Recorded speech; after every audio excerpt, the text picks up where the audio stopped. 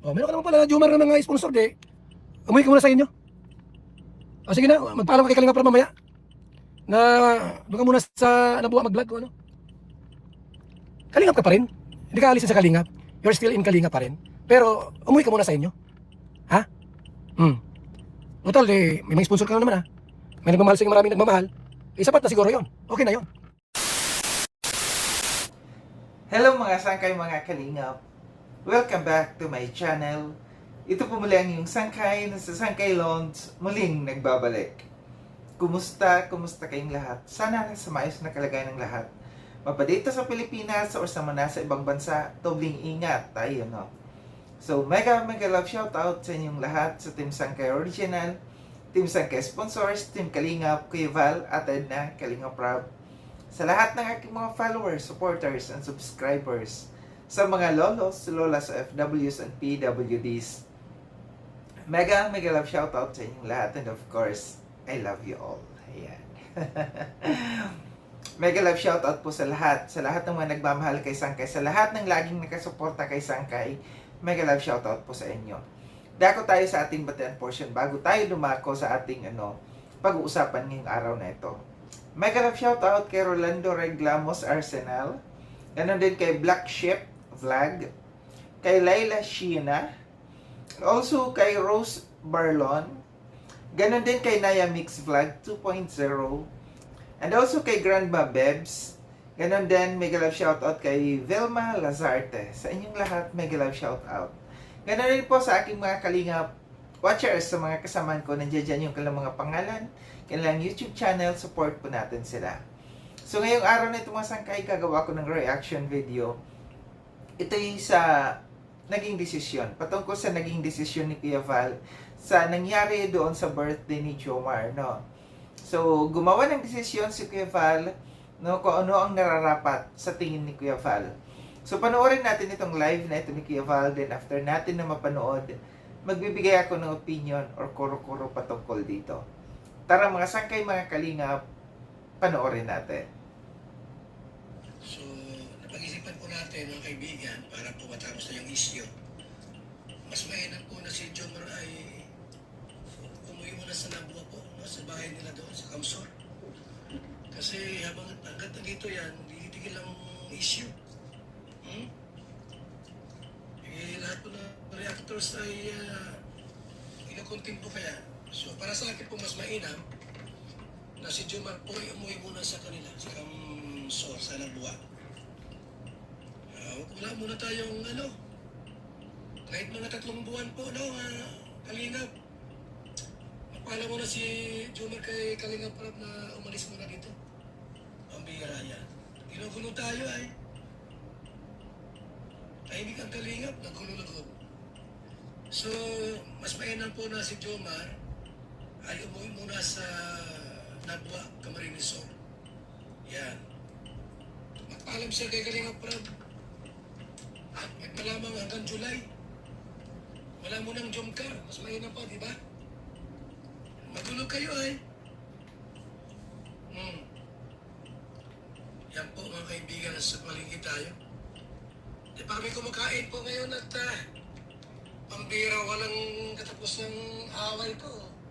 Rebuttal o content po tungkol kay Jomar sa birthday niya kahapon. Yan ang mas maganda po gawin ni Jomar.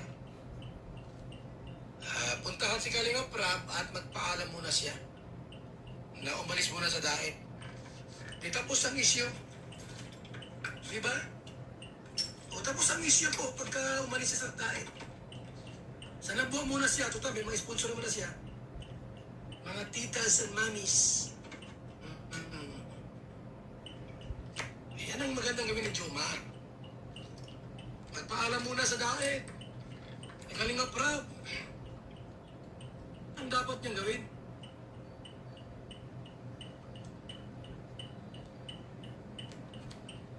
Di ba?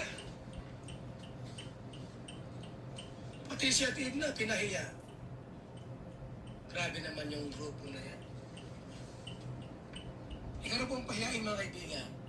Yung bata po, umiyak pa rin hanggang ngayon. Natatrauma. Ipagamot niyo po yung bata na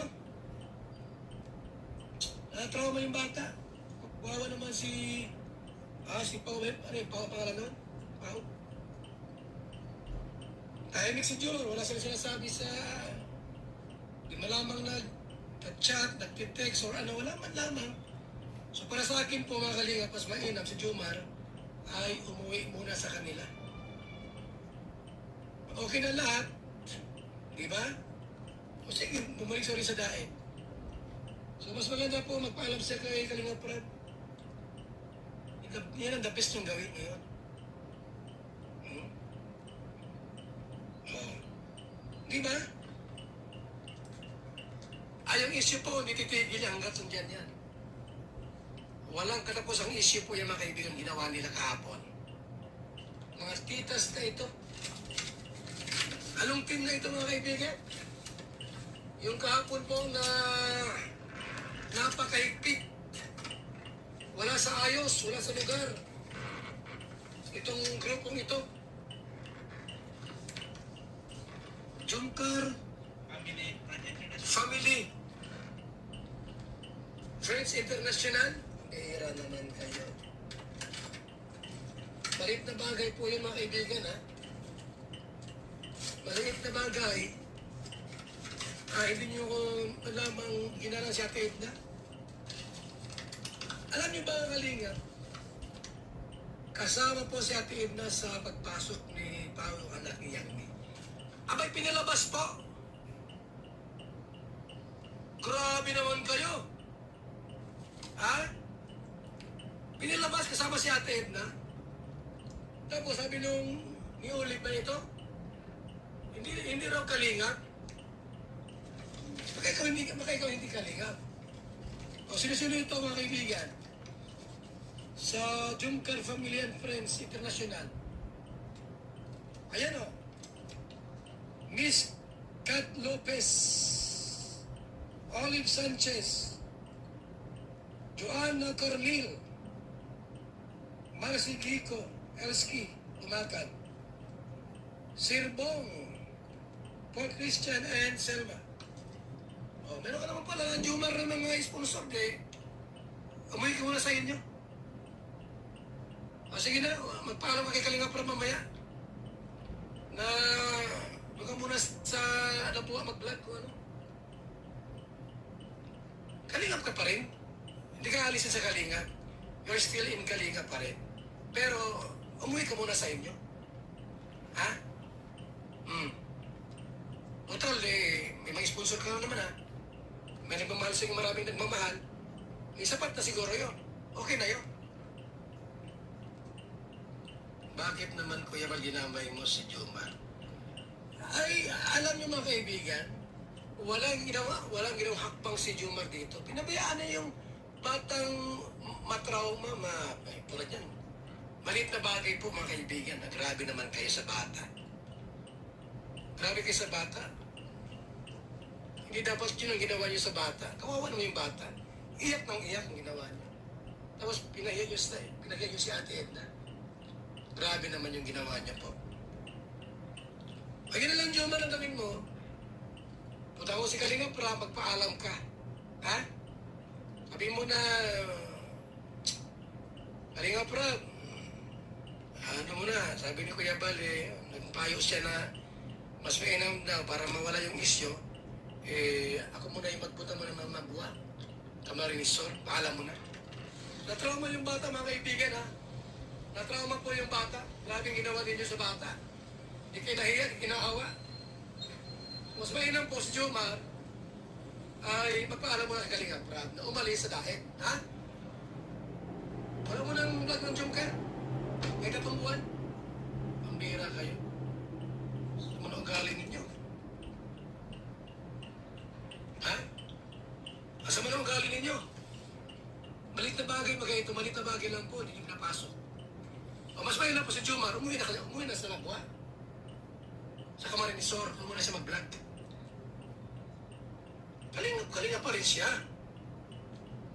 Hindi siya alis, okay lang.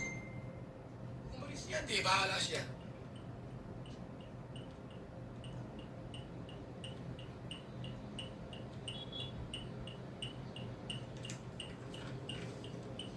Grabing damage ang ginawa niyo po sa bata, saka sa amin. Kaya na po. Pinahiya niyo si Ate Edna, grabing ginawa ninyo. Pinahiya niyo maigi. Kasama pagpasok doon sa venue, sa Flora, kasama sa loob. Hinabol niyo pa at pinalabas yung bata. Si Pao pinalabas ninyo. Ang sama ng ugali niyo, ano? Ha? Asap niyo pagkahampas niya talaga ng walis tingting.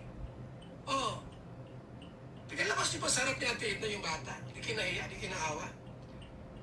Iyak bang iyak po na trauma yung bata, mga kaibigan. Bata yan eh. Grabe epekto sa kanyang, kanyang mental capacity.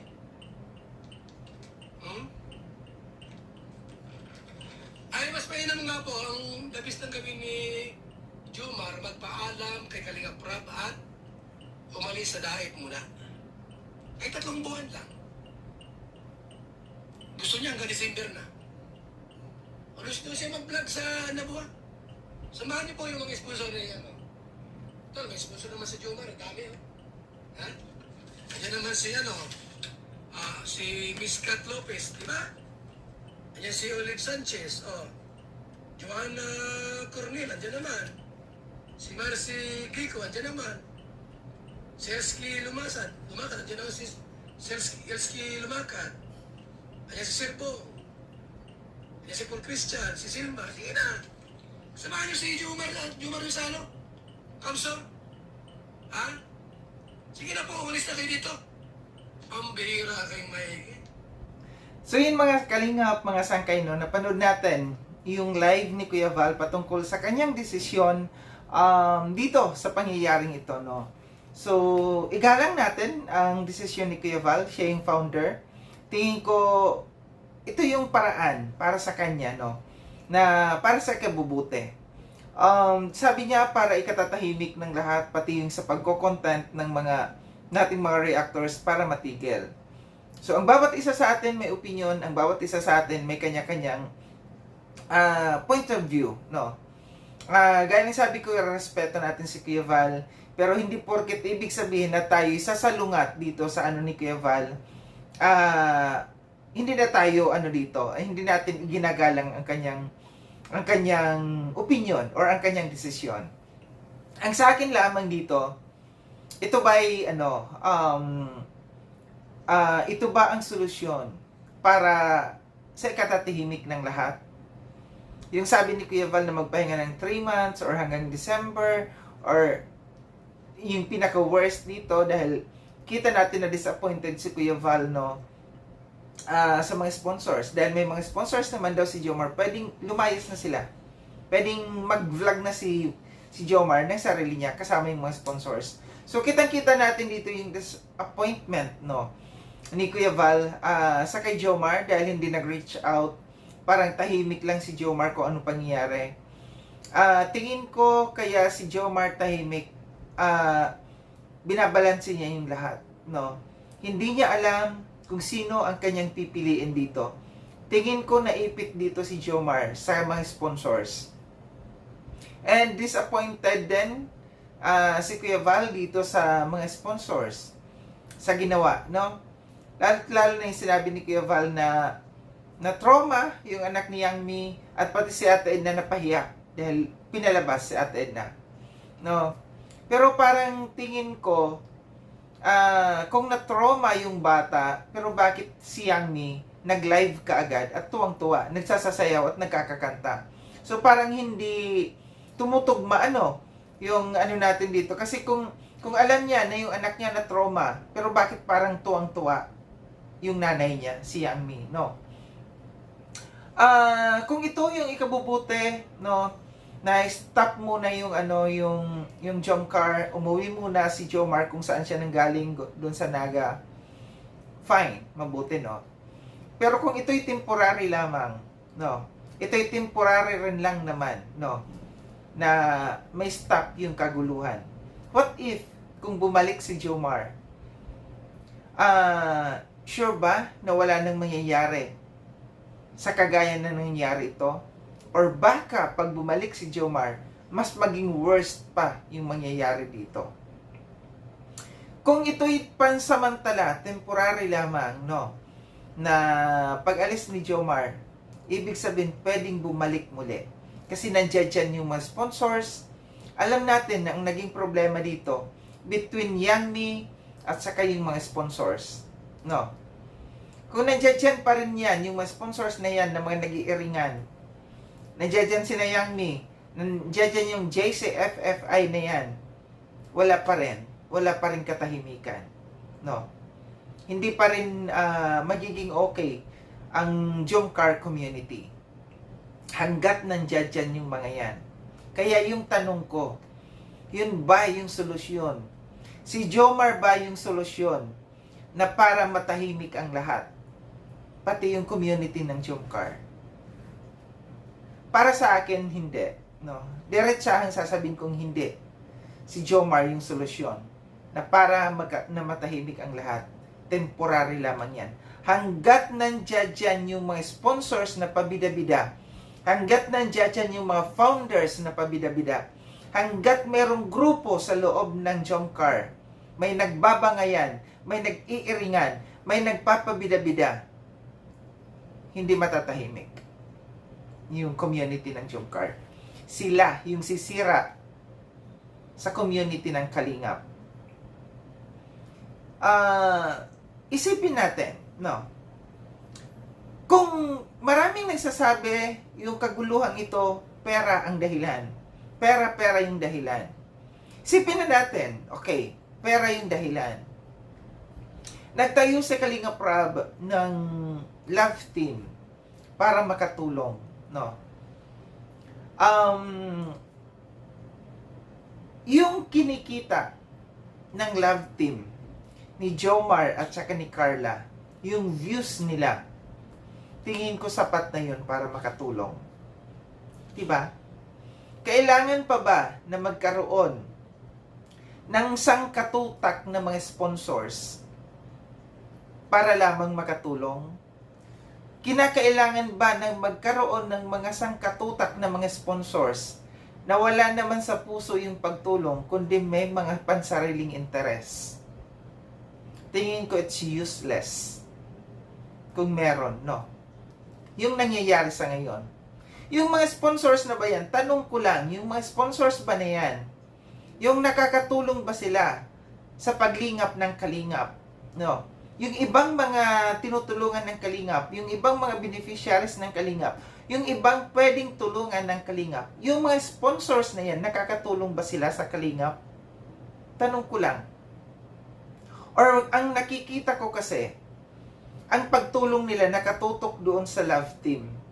Yun ang focus nila, doon sila tumutulong. Hindi sila tumutulong sa paglingap. Hindi sila tumutulong sa Kalingap. Aanhin natin yung sangkatutak ng mga sponsors na yan. Kung hindi rin lang naman nakakatulong sa maraming tinutulungan ng Kalingap. Nakafocus lamang sa isa. Sino lang ang yumayaman? Sino lamang yung nagkakaroon ng marangyang buhay? Yung love team na kanilang tinutulungan. Yung ba yun? Kaya ba itinayo ni Kalingap Rab yung love team na yan para ang tulungan lamang ng mga sponsors na nandiyan, yung love team na yan? Tingin ko hindi. Para sa akin, yung kinikitang views ng love team na yan, pag binavlog ni Kalingap Rab, sapat na yun para makatulong. Tandaan po natin na si Jomar may YouTube channel. Si Carla may YouTube channel. Kung pag-isahin, kung kumuha ng percentage sa bawat YouTube channel ni Carla, sa YouTube channel ni Jomar, si Kalingap Rab, para makatulong, sapat na yun. Yung kinikita ni Kalingap Rab doon sa pag-vlog niya sa love team na yan, plus yung percentage na kukunin niya doon sa YouTube channel ni Carla at saka ni Jomar, kumuha siya ng percentage doon at pagsamay niya sa kinikita niya, sapat na yun. Diba? Sobra-sobra na yun para makatulong. Mas tahimik ang grupo. Kesa sangkatutak na nandiyan dyan ng mga sponsors, na mga wala namang kwentang sponsors, nagbabangayan, nagpapabida-bida, at ay isa lamang ang goal nila, ang focus nila na tulungan, kundi yung dalawang yon. Walang kwenta, di ba? What if kung ganun ang gawin ni Kalinga Prab, no? Yung kinikita niya sa kanyang YouTube channel sa pagva-vlog, plus yung percentage sa YouTube channel ni Jomar at saka ni Carla pagsamahin, plus magkaroon siya kahit 5 sulid na sponsors lamang, tahimik ang grupo, tahimik ang Kalingap, walang kaguluhan. Kasi nagkakagulo lamang dahil sa mga sponsors di ba? Nagkakagulo lamang sa iba't ibang klaseng mga sponsors, sa iba't ibang klaseng mga community group, no? Founders nag-aaway-away, nagpapasikatan, pabida-bida, pasipsipan. Kung sino ang mas malapit dito sa kawali, or ano ba 'yon, yung sinasabi na yung sandok, kung saan mas malapit yung sandok, yun ang mas malakas. Pasipsipan, palakasan. So wala na, no? Wala na yung sinasabing kalingap, yung paglingap. Kasi yung paglingap ng mga sponsors, na ginagawa ng mga sponsors, nakafocus lamang dun sa love team. Yun lamang ang kanilang tinutulungan. Diba? Kaya sabi ko, sapat na, enough na yung kinikita ng pava-vlog ni Kalinga Prab doon sa love team na yon, plus yung kita ng YouTube channel ni Jomar at saka ni Carla, kumuha ng percentage, pagsamahin, sobra na. No? Sobra na yon. Ang nangyayari kasi dito, no, sobra, may sponsor si Carla, may sponsor si Jomar, tapos may sariling YouTube channel sila, may binibigay pa si Kalinga Prab sa kanila. Sobra na. Di ba? Sobra na ang bigay. Sa mga sponsors pa lang, tiba-tiba na sila. Pero bakit nangyayari yung ganito? Hindi lang kasi ang nakikinabang dito, yung mag-love team. Hindi lang nakikinabang dito ang mag-love team na ito, sa mga love team na yan, kundi yung mga galamay.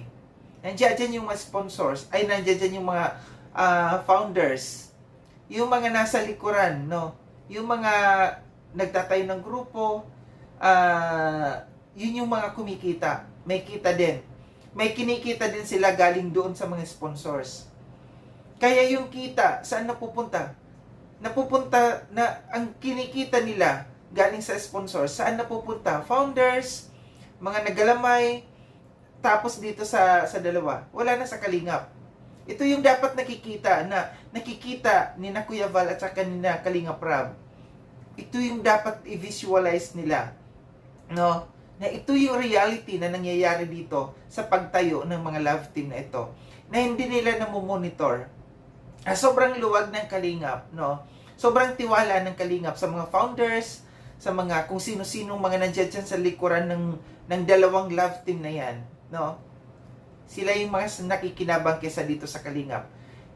Sila yung mga nagdedesisyon May mga dyan, sila na yung nagdedesisyon.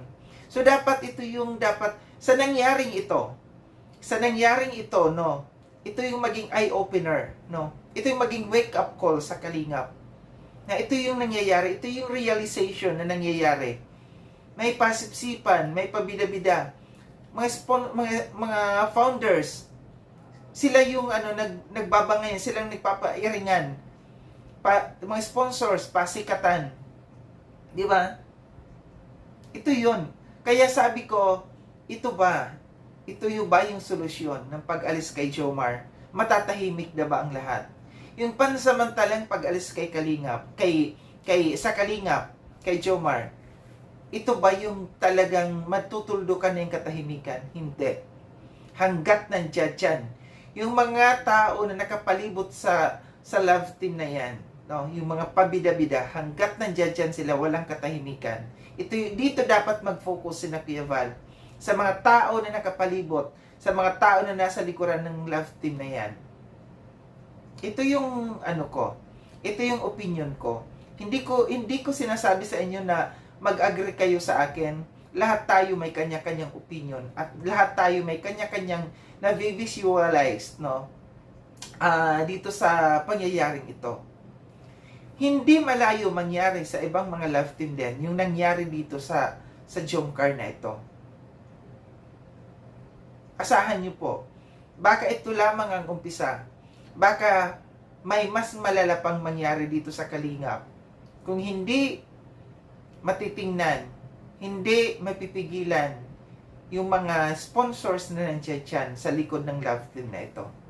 Muli, maraming salamat mga sangkay sa panonood. Sa mga hindi pa nakapag-subscribe kay Sangkay Launch, subscribe niyo na po ako. Click yung notification bell para updated kayo sa lahat ng mga videos na aking gagawin. Like and share itong video na itong mga sangkay. Kita-kits tayo ulit sa susunod na video na aking gagawin. Ingat kayo sa ang dako ng mudumang kinaroroon. Paalam ng mga sangkay mga Kalingap, paalam.